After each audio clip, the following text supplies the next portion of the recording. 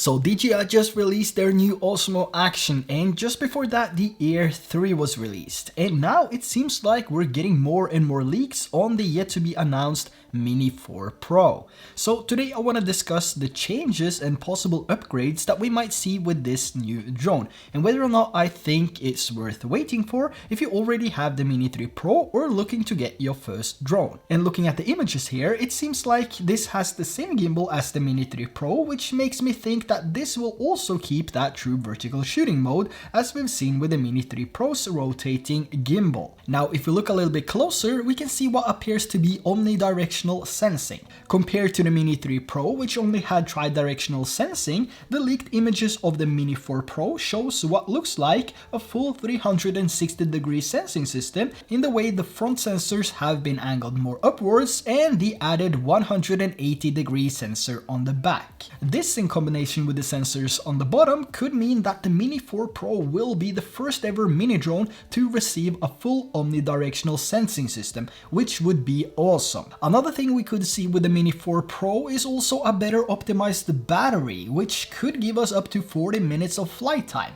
But since we already have the Plus batteries, it could be optimized towards those, rather than designing a complete new line of batteries. But since we already have the Mini 3 standard reaching closer to 1 hour of flight time, I do expect some improvements to the Mini 4 Pro. Now with the new Air 3 drone, there was also a new controller announced, the DJI RC2 with 1080p 60fps transmission feed and OcuSync 4.0. So this might as well be the new controller for the Mini 4 Pro along with the DJI RC-N2. Now by adding the omnidirectional sensors, the weight should be higher than 250 grams. So it's going to be really interesting to see the actual changes and if anything had to go in order to get a full sensing system. Now in form of specs and features, we might see a jump from 60 FPS to 100 FPS in 4K resolution like the Air 3 has, and maybe higher in 2.7K, and we might also see advanced photo capabilities. But if the Mini 4 Pro happens to have all that full sensing system, I do believe it will be the first mini drone to have waypoints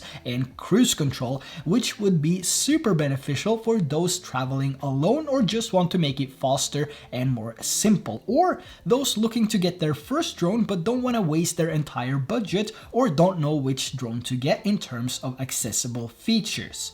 As for the release, there's no confirmed leaks at this point, only a few speculations, but personally I think this is a November drone.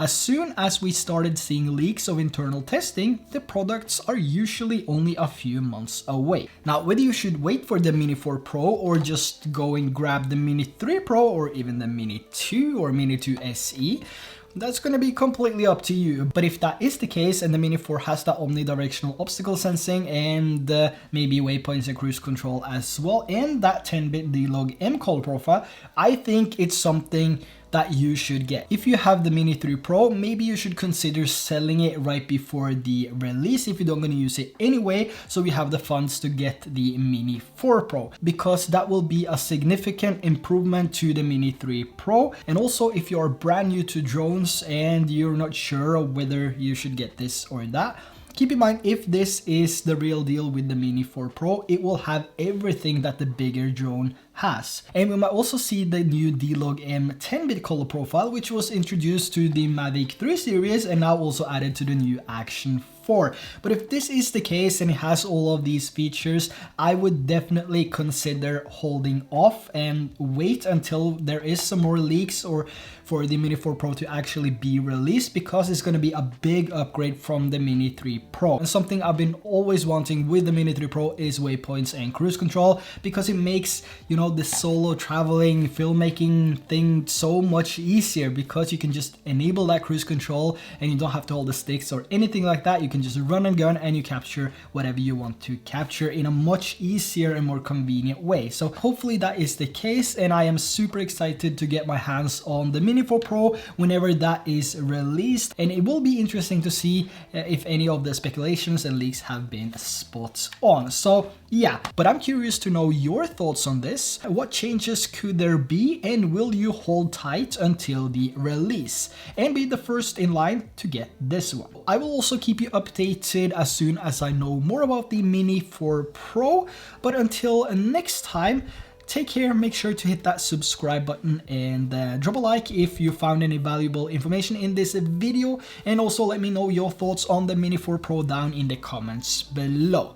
So with that said, thanks for watching and I will see you in the next one.